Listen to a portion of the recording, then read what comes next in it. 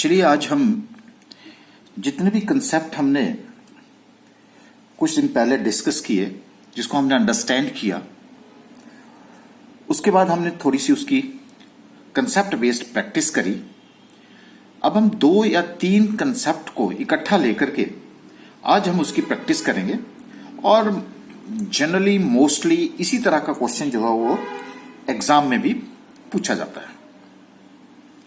आइए प्रैक्टिस करते हैं और देखते हैं कि अब हमारा जो कंसेप्ट है वो कितना क्लियर हुआ और उसकी जो प्रैक्टिकल एप्लीकेशन है उसमें हमें कितनी सक्सेस मिली। वो सारी बातें जो हैं हम आज चेक करेंगे।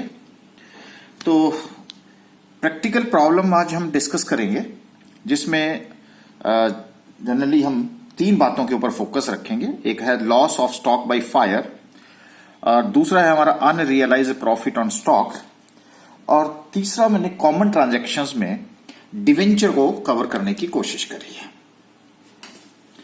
अब आपको पता है कि अभी तक हमने जितने भी क्वेश्चंस किए उसमें हमारे पास शेयर कैपिटल था, शेयर्स थे, चाहे वो होल्डिंग कंपनी ने शेयर्स इशू किए, चाहे सब्सिडरी कंपनी ने शेयर्स इशू किए। लेकिन यहां पे अब कंपनीज के द्वारा डिवेंचर भी तो इशू किए जाते हैं। तो अगर डिवेंचर्स जो कि होल्डिंग कंपनी की लाइबिलिटी साइड की कंसोलिडेटेड बैलेंस शीट में अपीयर होगी, जैसा हम इक्विटी शेयर्स के साथ करते हैं। हां, अगर प्रेफरेंस शेयर भी होगा तो उसके साथ भी वही ट्रीटमेंट की जाती है। डिवेंचर्स अगर होल्डिंग कंपनी ने इशू किए या सब्सिडरी कंपनी के द्वारा इशू किए, तो उस केस में अगर होल्डिंग ने सब्सिडरी के किए हैं या सब्सिडरी ने होल्डिंग के किए हैं, तो जैसे हम कॉमन ट्रांजैक्शन को कैंसिल करते थे एक दूसरे के साथ, on the same pattern these are also to be cancelled when the debentures are or when they are acquired by one company from other company at par। Clear है जी यहां पे बात। लेकिन अगर बाय द वे अगर उस debentures को holding company के द्वारा भी लिया जा रहा है और कुछ एक आउटसाइडर्स के द्वारा भी लिया जा रहा है, तब तो फिर आपको पता है कि वो कुछ पार्ट उसका माइनॉरिटी शेयर होल्डर के पास भी चला जाता है। अदरवाइज अगर कोई holding company investment in debenture in the subsidiary company है, तो वो नेचुरली आपको पता है कि जैसे हम उसको कैंसिल करते आए against the nominal value of the debentures, वहां शेयर की करते थे, यहां डिवेंचर्स की करेंगे, तो वो आपस में जो है वो कैंसिल हो जाते हैं। तो जैसे शेयर्स कैंसिल होते थे वैसे ही डिवेंचर्स भी हमारे कैंसिल हो जाएंगे। तो ये वाला कंसेप्ट भी आज हम यहां पे अप्लाई करेंगे, क्योंकि आपको पता है कि कोई भी बैलेंस शीट अगर आपके पास आती है तो हो सकता है कि उसमें वो डिवेंचर के बिना ना ही हो, तो इसलिए उसके लिए भी हमें मेंटली प्रिपेयर रहना पड़ता है। तो क्वेश्चन है the following balance sheets as on 31 March 2021 are presented. Okay, ये लाइबिलिटीज में शेयर कैपिटल और शेयर ऑफ ₹100 ईच, अगर 100 ईच है तो अगर 100 से इसको डिवाइड करें तो ये 5000 शेयर्स बन जाते हैं, और इसको अगर डिवाइड करें तो ये 2000 शेयर्स बन गए, और ये मेरे 5000 शेयर्स बन गए। ठीक है जी। जनरल रिजर्व 1 लाख है, एस लिमिटेड के पास कुछ नहीं है। प्रॉफिट एंड लॉस अकाउंट का क्रेडिट बैलेंस है, तो इसलिए एच लिमिटेड के पास 80,000 अपीयर हो रहा है ऑन द लाइबिलिटी साइड, यहां कुछ भी नहीं है। 6+ डिवेंचर्स एच लिमिटेड के पास, एस लिमिटेड के पास जो है वो 1 लाख डिवेंचर्स, क्रेडिटर जो है 75,000 एंड 45,000, और ये हमारे पास जो टोटल है वो 7,55,000 एंड 3,45,000। उसी तरह से हमारे पास एसेट साइड में fix assets 3,50,000, 1,50,000, stock 90,000, 40,000, debtors 60,000 and 30,000।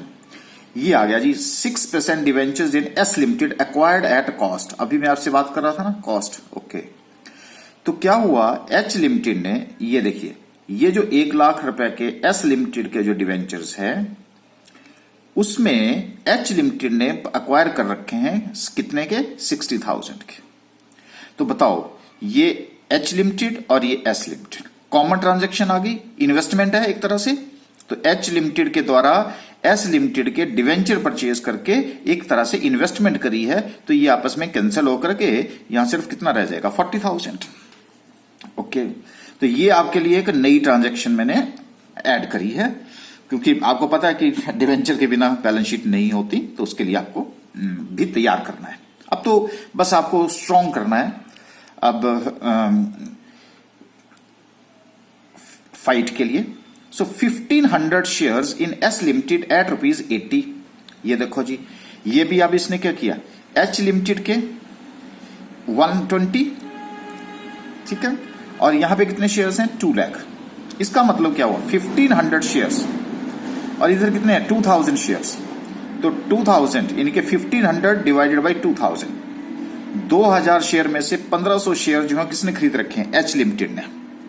देखो पहले हमें न्यूमेरिकल को समझना बहुत जरूरी होता है उसकी वर्डिंग से। ओके, इसका मतलब है कि 500 शेयर जो है वो किसके पास है, सब माइनॉरिटी आउटसाइडर्स के पास है, अदर शेयर होल्डर के पास है। Okay, profit and loss account, ये देखिए प्रॉफिट एंड लॉस अकाउंट में यहां ये क्रेडिट बैलेंस है, ये इसका मतलब है कि एस लिमिटेड में जो बैलेंस यहां नहीं था ये क्या है, लॉस है। ये डेबिट बैलेंस हुआ, तभी कहां चला गया, एसेट साइड में चला गया। ठीक है जी, तो ये अब देखो बहुत इंपॉर्टेंट क्वेश्चन है, इसको समझना बहुत जरूरी है। तो अब मेरे पास प्रॉफिट एंड लॉस अकाउंट 80,000, इधर मेरे पास क्या है, लॉस। आ जाओ कैश, कैश मेरे पास एच लिमिटेड का 75,000 है, एस लिमिटेड का 25,000 है। तो आज इस क्वेश्चन में हमारे पास दो बातें सामने आई नई, एक डिवेंचर्स की, और यहां पे एक के पास प्रॉफिट है और एक के पास लॉस है। अदरवाइज इससे पहले कई बार हमने देखा कि कई बार हमारे पास प्रॉफिट ही थी और दोनों के पास ही कई बार लॉस था। टोटल अगर देखें तो इसका टोटल भी 7,55,000, 3,45,000, इसका 7,55,000 एंड 3,45,000। ठीक है जी, यहां तक बात क्लियर है जी। अच्छा, उसके बाद सर कुछ एक एडिशनल इंफॉर्मेशन भी हैं। ओके, देखते हैं जी एडिशनल इंफॉर्मेशन क्या हैं, उनको समझना भी जरूरी है। H limited acquired the shares on 1 August. लो जी, डेट ऑफ एक्विजिशन भी आ गई। ये क्या है जी हमारे पास, डेट ऑफ एक्विजिशन। और जो शेयर्स खरीदे हैं वो 1500 है, यानी कि 1500 शेयर्स कितने में से, 2000 शेयर्स में से। ये भी अब हमें क्लियर हो गया, 1500 शेयर्स कितने में से, 2000 में से। Okay, the profit and loss account of S limited showed A debit balance. वाह, लॉस हो गया ऑन ऑफ ₹1,50,000। ओके, कब, ऑन 1 अप्रैल 2020। और ये जो हमारे पास बैलेंस शीट दे रखी है ये कब है जी, 31/3/2020 नजर आ रही। अब ये आपके पास क्या है जी, क्लोजिंग बैलेंस था वो, और ये क्या है, ओपनिंग बैलेंस। यानी कि लॉस था पहले भी, अब भी 1 लाख रुपए का लॉस ही चल रहा है। सिंपल सी बात है कि कितना अर्न किया, बात करेंगे। ड्यूरिंग जून 2020, अब जून में क्या हुआ, goods costing ₹6,000 were destroyed by fire. लो जी, आग लग गई, कौन सा लॉस हो गया सर, अब नॉर्मल लॉस, ये तो पढ़ा है हमने। अब ड्यूरिंग जून है, इसका मतलब मंथ में किसी पार्ट डेट नहीं दे रखी है, मतलब अगर डेट भी दे रखी होगी तो भी दिक्कत नहीं है। आपको पता है हमने कि डेज में भी हो सकता है, एक पार्टिकुलर डेट भी हो सकती है। Goods costing ₹6,000 were destroyed by fire against which insurer paid only ₹2,000। लो जी, अब पीछे हमने क्वेश्चन किया उसमें इंश्योरेंस का कोई रोल नहीं था, इसमें हमने इंश्योरेंस का रोल भी डाल दिया। कोई बात नहीं, इसमें क्या हुआ, अब हम 6,000 का लॉस नहीं हुआ, 2,000 रुपए हमें इंश्योरेंस कंपनी से भी मिल गया। इसका मतलब हुआ सिर्फ लॉस कितने का होगा, 4,000 रुपए का होगा, क्योंकि 6,000 में से 2,000 हमें इंश्योरेंस कंपनी ने दे दिया। ठीक, और ये हमारे को जब आग लगी है तो वो डेट भी मिल गई। ओके, नेक्स्ट चलते हैं। Trade creditors of S limited include ₹20,000 for goods supplied by H limited.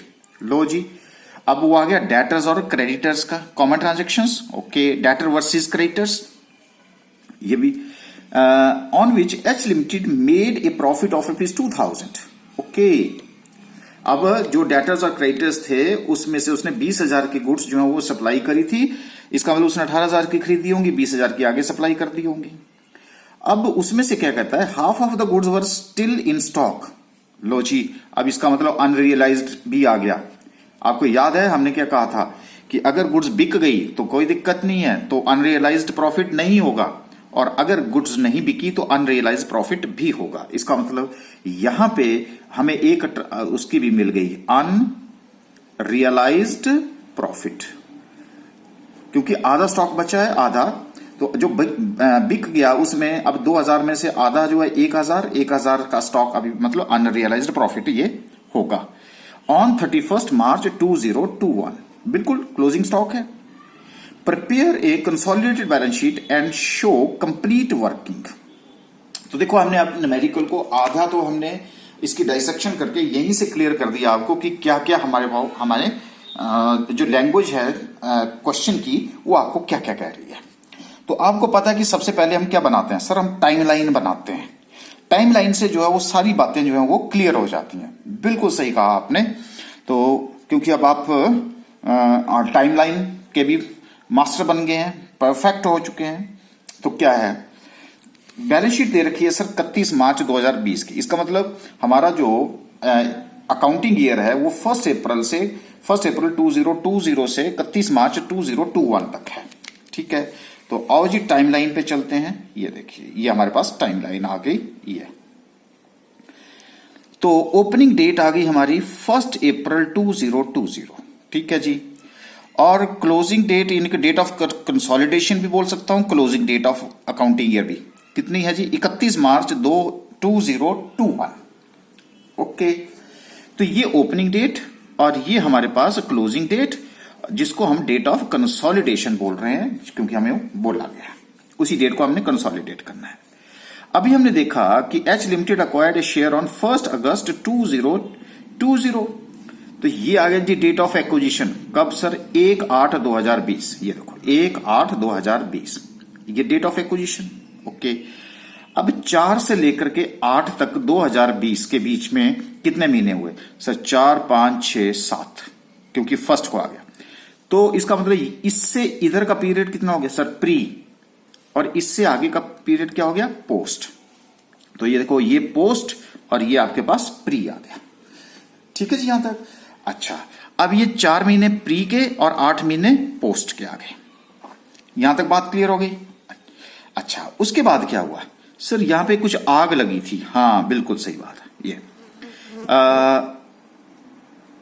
कहां गया, चला गया ये ड्यूरिंग जून। अब जून यहां जैसे आएगा क्योंकि अप्रैल, मई एंड जून, फिर जुलाई, अगस्त, ये यहां पे जून में क्या हुआ सर, आग लगी। हाँ बिल्कुल, देखो आग लग गई हमारी किस डेट को, जून महीने में। डेट दी होती तो हम डेट लिख देते, नहीं दे रखी है तो कोई बात नहीं, हमें क्या है, मंथ का हमें पता चल गया। मंथ से हमें यह पता चला गया कि ये जो लॉस हुआ है ये प्री एक्विजिशन पीरियड में हुआ है। हमें यही तो, इसी की तो निशानदेही करनी होती है कि ये प्री में हुआ है या पोस्ट में हुआ है। ठीक है, अच्छा अब हमें पता लग गया कि प्री में हुआ। सर लॉस कितना हुआ, चलो ये भी देख लेते हैं। तो अभी हमने ऊपर लिखा 6,000 का लॉस था, उसमें से 2,000 रुपए इंश्योरेंस कंपनी ने दे दिया। इसका मतलब सिर्फ लॉस कितना हुआ सर, 4,000। तो हम अब नॉर्मल लॉस यहां कितना लेके चलेंगे, 4,000। ठीक है, 4,000 का लॉस लेके चलेंगे, राइट। अच्छा, अब क्या हुआ जी, आधा जैसा क्वेश्चन तो हमारा एक तरह से सॉल्व ही हो गया। सर यहां पे अब हम एक काम करते हैं कि इसमें ये भी देख लेते हैं कि ग्रोथ हुई कंपनी की कि नहीं। हाँ बिल्कुल, तो हम क्या कर सकते हैं, इक्विटी के लिए हमें क्या चाहिए होता है, equity share capital. Equity share capital के लिए देखो क्या क्या दे रखा है हमारे पास सर, 2 लाख रुपए का इक्विटी शेयर कैपिटल है यहां पे। ठीक है, अगर 2 लाख का इक्विटी शेयर कैपिटल है तो वही क्लोजिंग होगा, बिल्कुल। तो चलिए जी इसको भी हम, अब देखो इक्विटी शेयर कैपिटल हमारे पास 2 लाख, तो वही डेट ऑफ क्लोजिंग को भी हुआ। Profit and loss account opening में आपको क्या बोला गया था, यहां पे बोला गया था कि the profit and loss account of S limited showed A debit balance of ₹1,50,000। इसका मतलब लॉस। तो profit and loss account 1 April 2020 minus में है, this is your loss, debit balance है। लो जी 1,50,000 मैंने यहां लिख दिया। और इधर क्या है, इधर सर क्लोजिंग, तो क्लोजिंग में एस लिमिटेड के प्रॉफिट एंड लॉस अकाउंट, ये देखो एक्स लिमिटेड कितना है सर, दोबारा लॉस है, क्लोजिंग बैलेंस भी लॉस है। ओके, तो ये लो जी ये भी लॉस आ गया, तो ये -1 लाख आ गया। ठीक है, अच्छा अब जब मैंने इनको प्लस किया तो क्या आया जी, 2 लाख में से 1,50,000 50,000, 2 लाख में से 1 लाख गया 1 लाख रुपए। इसका मतलब 50 से 1 लाख रुपए इस दौरान कंपनी ने कितना प्रॉफिट अर्न करा सर, 50,000 की ग्रोथ हुई। अदरवाइज जो स्टूडेंट है वो यही कंफ्यूजन में रह जाता है कि लॉस को कैसे, इसकी ट्रीटमेंट कैसे होगी, कि लॉस से लॉस को कैसे जाना है आपने। तो तो देखो हमें इक्विटी शेयर कैपिटल की हेल्प से हमें पॉजिटिव फिगर आ गई और पॉजिटिव से ही हमें पता चल गया कि 50,000 रुपए हमने इस साल जो है प्रॉफिट के अर्न किए। क्योंकि अब देखो पहले लॉस कितना था 150, अब कितना रह गया 1 लाख। 1 साल 50,000 प्रॉफिट हुआ तभी मेरा क्लोजिंग बैलेंस 1 लाख रुपए का आ गया। अब इसका मतलब है जी सर टाइमलाइन ने बहुत कुछ बता दिया, बहुत कुछ बता दिया ना। चलो तो आगे बढ़ते हैं। अब हमारे पास टाइमलाइन के बाद हम चलते हैं नोटिंग की तरफ, जो भी हमारे पास कंट्रोल चार्ट बनते हैं उसके अकॉर्डिंग। सर पहला कंट्रोल चार्ट में हमारा पहला पॉइंट होता है डेट ऑफ एक्विजिशन। बिल्कुल देखो डेट ऑफ एक्विजिशन हमें टाइमलाइन से मिल रहा है, हम फटाफट से लिख देंगे। Sir date of acquisition 1/8/2020, 2 second लगे। फिर हमने क्या लिखा सर शेयर होल्डिंग पैटर्न। अभी तो आपको बताया 1500 शेयर उसने लिए हैं, तो शेयर होल्डिंग पैटर्न कितना हो गया एच लिमिटेड, तो 1500 divided by 2000 into 100 which is equal to 75% by H limited. ठीक है, इसका मतलब बाकी का 500 डिवाइडेड बाई 2000 इंटू 100 25% जो है क्या है माइनॉरिटी इंटरेस्ट। इसका मतलब अब हमें यह भी पता चल गया कि इसने कितना शेयर खरीदा है। तो एच लिमिटेड ने उसका 75% शेयर खरीदा है, बाकी आउटसाइडर के पास है 25%। 2 वर्किंग हमारे पास आ गई और वो कहां से मिल गई हमें सर क्वेश्चन से ही मिल गई। ओके अगर क्वेश्चन से मिल गई तो उसके बाद हमारा जो नेक्स्ट है वो है हमारा एनालिसिस ऑफ प्रॉफिट। तो देखो एनालिसिस ऑफ प्रॉफिट में हम क्या करते आए, सिंपल है सर। अब हमें तो बिल्कुल तैयार है हम कि जी 5 कॉलम बनते हैं, बिल्कुल 1 2 3 4 एंड 5। पहला कॉलम सर वो पार्टिकुलर्स के लिए होता है, सेकंड हमारा प्री एक्विजिशन उसका एक ही होता है क्योंकि वो general reserve profit and loss में कोई डिफरेंशिएट नहीं करता। और जो पोस्ट एक्विजिशन होते हैं उसके हमारे 2 कॉलम बनते हैं, एक general reserve profit and loss, चाहे वो क्वेश्चन में दिया हो चाहे ना दिया हो, तो उससे हमें आसानी रहती है। अब तो हम चुटकियों में इस क्वेश्चन को कर देते हैं। और ये हमारे पास डेट ऑफ कंसोलिडेशन होता है। ठीक है, बिल्कुल सही बात है। तो सर कुछ बातें तो हम पहले वाले से ही जो टाइमलाइन है हमारे पास हम वहीं से चुरा लेंगे और इनको यहां पुट कर देंगे। सही बात है। तो देखो क्या क्या चुराएंगे, ये देखिए अब आपके सामने है। ये डेट ऑफ ये है हमारा रादर की मैं क्वेश्चन में जाऊं, ये देखो ये था इक्विटी शेयर कैपिटल। ठीक है जी, इक्विटी शेयर कैपिटल कितना 2 लाख रुपए।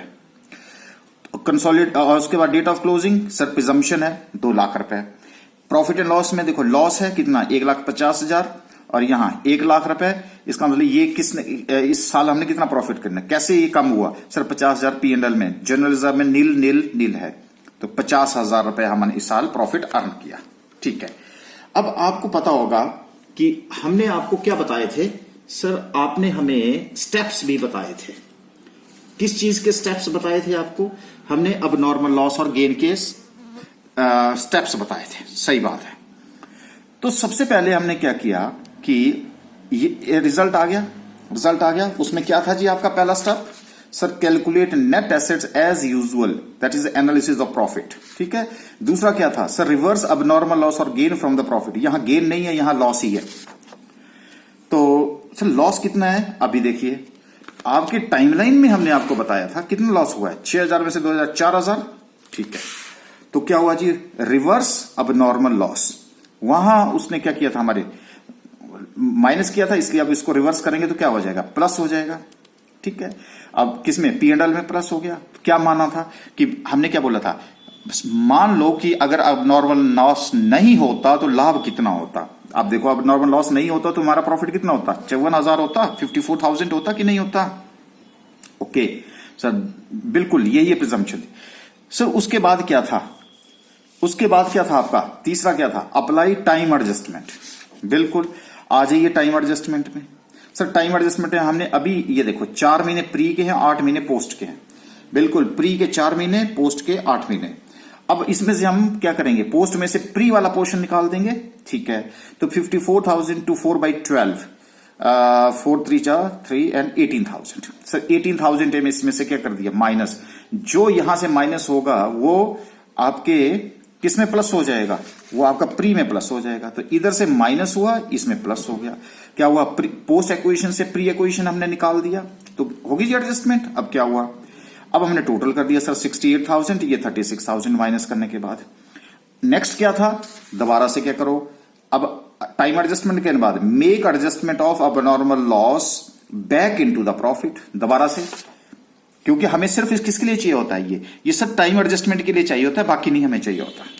ओके, लेकिन उससे पहले हमें यह देखना पड़ता है कि ये लॉस कब किस उसमें हुआ। तो आप देखिए किस में हुआ, ये प्री, तो प्री वाले में ऐड होगा, पोस्ट वाले में ऐड नहीं होगा।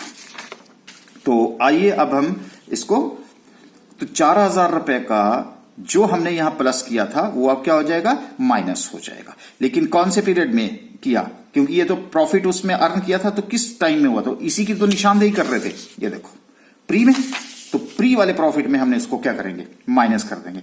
सर कर दिया, तो एडजस्टमेंट ऑफ अबनॉर्मल लॉस, जो हमने प्लस किया था अब उसको माइनस कर दिया। लेकिन किस, अब जिस पीरियड में वो हुआ है हमने उसी पीरियड में उसकी करनी। अगर पोस्ट में होता तो मैं यहां से माइनस करता, तो यहां कुछ नहीं करता। Got the point? ओके।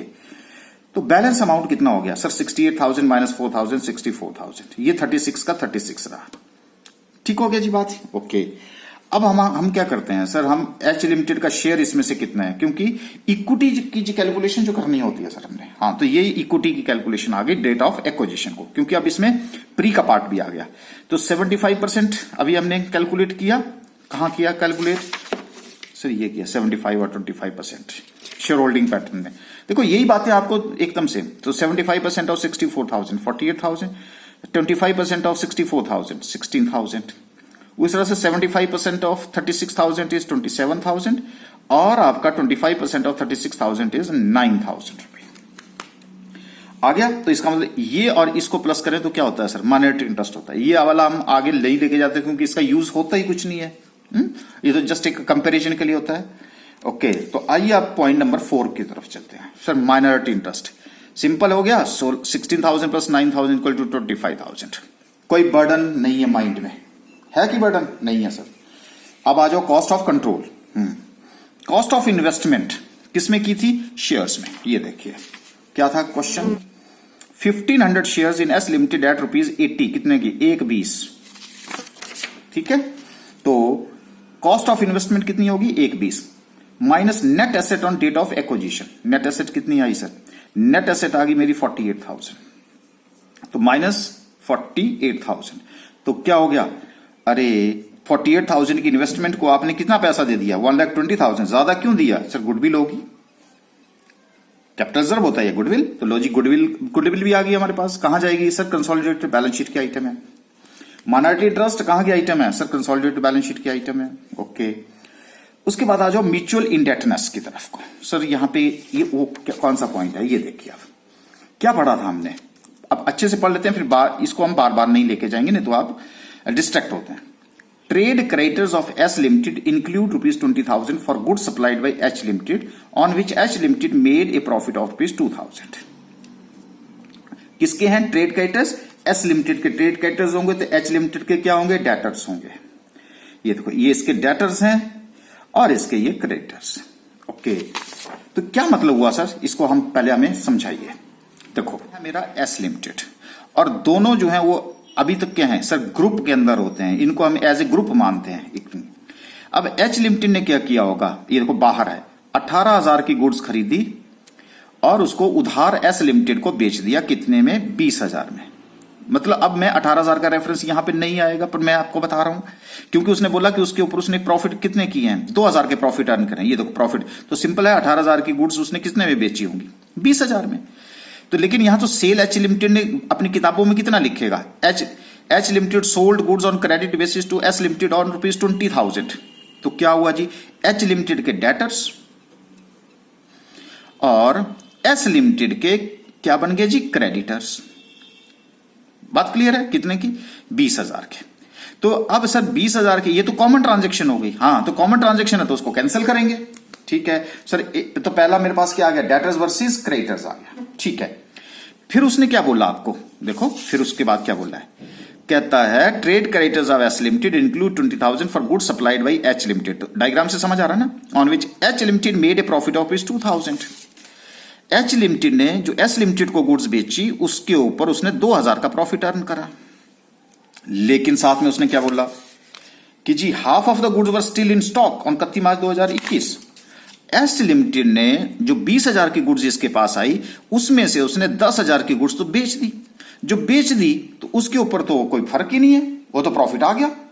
लेकिन सर 10,000 की इन्वेंट्री उसके पास पड़ी है, स्टॉक पड़ा है। अगर स्टॉक पड़ा है तो बताओ 2000 में से 1000 का तो प्रॉफिट यहां से आ गया क्योंकि सेल हो गया, और 1000 का प्रॉफिट यहां से नहीं आया। सर ये अनरियलाइज्ड प्रॉफिट हुआ। This is known as unrealised profit. हाँ जी, यहां से बात क्लियर होगी? बिल्कुल सर। तो देखो, एक तो हमने क्या बोला, डेटर वर्सेस क्रेडिटर में से कैंसिल हो गया कितना जी, 20,000 रुपए। दूसरा अनरियलाइज्ड प्रॉफिट, अनरियलाइज्ड प्रॉफिट किस में से लेस होगा? सर एच लिमिटेड ने प्रॉफिट कमाया है, तो profit and loss of H limited में से माइनस होगा।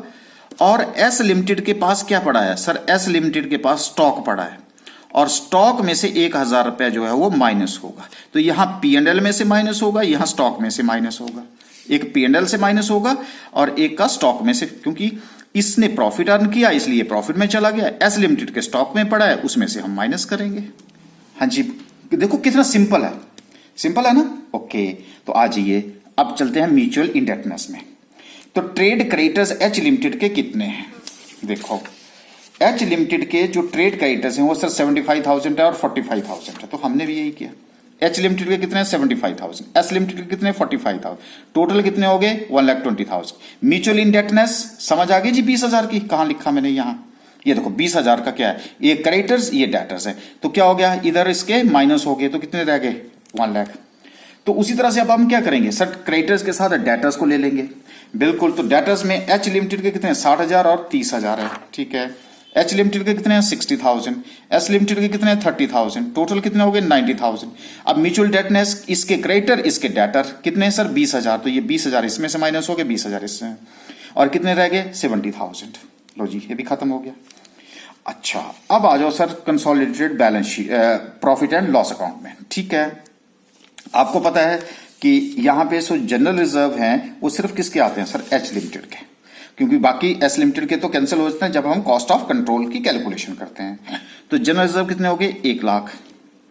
अच्छा, अब आप बताओ मुझे profit and loss of H limited जो है वो, profit and loss of H limited, H limited का प्रॉफिट कितने हैं? ये देखो कितने हैं जी? 80,000। ठीक है, profit and loss account of H limited कितने के? 80,000। पोस्ट एक्विजिशन प्रॉफिट सर अभी तो कैलकुलेट किया हमने, कहां पे किए? ये जो किए सर 27,000, ये है ना एच लिमिटेड के। ठीक है, तो पोस्ट एक्विजिशन प्रॉफिट 27,000, बाकी रिजर्व नहीं है, तो टोटल कितना हो गया? 2,07,000। सर इसमें एक अनरियलाइज्ड प्रॉफिट है, जो ये जो हम बात कर रहे हैं सर, प्रॉफिट में 1,000 रुपए इसमें अनरियलाइज्ड प्रॉफिट का बताया था मैंने, एच लिमिटेड के 1,000 प्रॉफिट में माइनस हो जाएंगे, तो माइनस अनरियलाइज्ड प्रॉफिट 1,000, 2,06,000 हो गया। राइट सर, अगर आप P&L की बात कर रहे हैं तो यहां इन्वेंट्री भी तो बात करी थी। बिल्कुल, इन्वेंट्री भी आ जाओ। ये देखो, अब इन्वेंट्री में स्टॉक कितना है सर? 90,000 और 40,000। ठीक है, तो इन्वेंट्री एच लिमिटेड की कितनी है सर? 90,000। एस लिमिटेड की कितनी है? 40,000। टोटल कितनी है? 1,30,000। हमने क्या बोला था सर? एस लिमिटेड के स्टॉक में से क्या होगी? माइनस होगी, तो टोटल 1,30। अनरियलाइज प्रॉफिट कितना हो गया? 1,000। कितना हो गया? 1,29,000। इस डायग्राम से सारी बातें समझ आई ना आपको? म्यूचुअल इंडेटनेस की बात भी आई, और इसके क्योंकि इसने क्रेडिट बेचा था 20,000, 18,000 में से 2,000 का प्रॉफिट किसके चला गया? इसके सर P&L में चला गया वो, लेकिन आधा बिक चुका है तो वो तो आ गया, जो नहीं बिका उसका वो माइनस कर दिया हमने, अनरियलाइज्ड है। और इधर इसके स्टॉक में पड़ा हुआ है, इसलिए स्टॉक में से माइनस कर दिया। यहां तक बात क्लियर है? ओके सर, रहा क्या अब? तो अब रहा हमारा कंसोलिडेटेड बैलेंस शीट। अभी तो हम अमृत निकालेंगे इसमें से, जितने भी हमने अभी तक कैलकुलेशंस करी। बिल्कुल, अब तो सिंपल हो गया।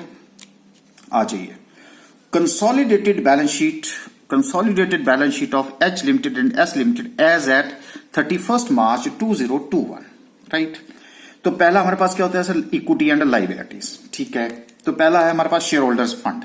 शेयर होल्डर फंड में से शेयर कैपिटल ऑफ ₹100 ईच। लो जी, आपके सामने बैलेंस शीट निकालता हूं यहां से। कितनी है सर? 5 लाख। ये तो क्या हो जाती है? कैंसिल। ओके, तो शेयर कैपिटल कितनी होगी सर? 5 लाख। ठीक है, अच्छा, उसके बाद आती है रिजर्व एंड सरप्लस। तो नोट टू अकाउंट यहीं से बता देता हूं। कितना नंबर है? 7 नंबर। सर अभी तो हमने किया 6, 7, ये थोड़ा सा गलत हो गया। देखो ये भी 7 है, ये 8 आना चाहिए और ये 9 आना चाहिए। ठीक है, तो यहां पे ये आपका कंसोलिडेटेड आ जाएगा 8 नंबर में। 8 नंबर में अभी हमने कैलकुलेशन करी ना सारी की सारी। देखो कैलकुलेशन करी, कितना आया sir? 2,06,000।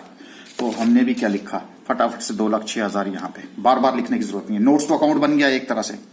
Sir minority interest point number 4 में ये जो कैलकुलेशन करी है हमने कितने की, 25,000 की। लो जी, माइनॉरिटी इंटरेस्ट की भी हमने 25,000 लिख दिया। तो करंट लाइबिलिटीज, ठीक है, 6 नंबर में हमारे पास करंट लाइबिलिटीज, ट्रेड क्रेडिटर्स, ये 1,20,20 इससे कॉमन और 1 लाख रुपए। लो जी, मैंने 1 लाख रुपए यहां डाल दिया।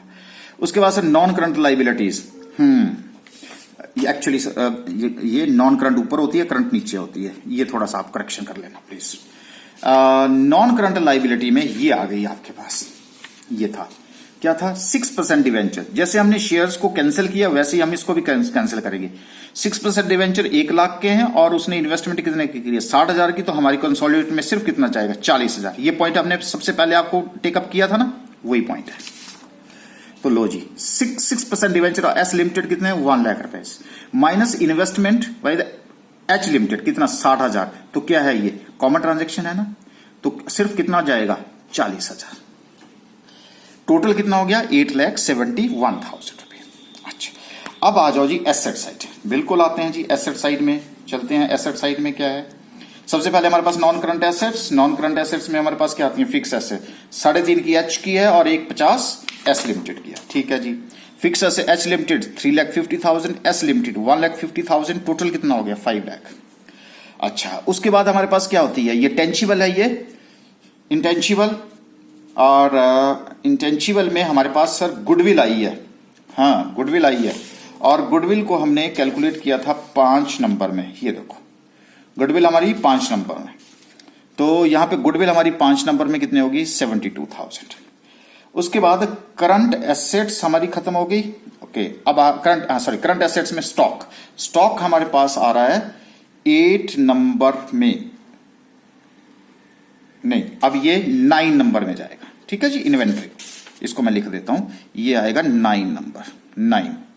स्टॉक में ये कितना, 31 माइनस 1, अनरियलाइज प्रॉफिट था 1,29,000, तो ये लो जी 1,29,000 भी आ गया। सर डेटर्स, बिल्कुल डेटर्स जो हैं हमारे 7 नंबर में आ रहे हैं, ये किए थे एच लिमिटेड के 60,000, एस लिमिटेड 30 हो गए, 90,000 हो गए, और उसके बाद हमारे पास म्यूचुअल इंडेटनेस के कितने हैं सर, 20,000, और कितने हो गए, 70,000। तो ये 70,000 हमने यहां लिख दिया। कैश एंड कैश इक्विवेलेंट्स, तो उसके लिए हमें बैलेंस शीट की हेल्प लेनी पड़ेगी क्योंकि हमने उसको छेड़ा ही नहीं है। कैश एंड कैश इक्विवेलेंट कितने, 75,000 एच के हैं, 25,000 एस के हैं। ओके, तो एच लिमिटेड के 75,000, एस लिमिटेड के 25,000, तो टोटल हमारे पास कितने हो गए, 1 लाख रुपीज के। जब टोटल किया तो टोटल कितना हो गया, 8,71,000। ठीक है जी, बात यहां तक, क्वेश्चन क्लियर। ओके, तो आज अभी हमने इस क्वेश्चन में देखो, अब मैं आपको जल्दी से बताऊं, हमने 3 बातों को यहां पे बता रखा है। कॉमन डेट क्या हुआ, एक आया क्रेडिटर वर्सेस डेटर्स, कितने थे जी, 20,000 के। वैसे आपको जस्ट एक फन बता रहा हूं। दूसरा डिवेंचर वर्सेस इन्वेस्टमेंट, 60,000 थे ना, ये देखो 60,000। सर तीसरा था stock versus surplus, surplus means profit and loss, जिसमें क्या था, 1,000 रुपए अनरियलाइज प्रॉफिट था। 3 ट्रांजैक्शंस, 3 कॉमन डेट की हमने एडजस्टमेंट इसी क्वेश्चन में सीख ली है। जिसको हम इंडिविजुअल कंसेप्ट्स में डिस्कस कर रहे थे, वो तीनों कंसेप्ट हमने आज यहां पे आपको इसी क्वेश्चन के थ्रू आपको बता दिया।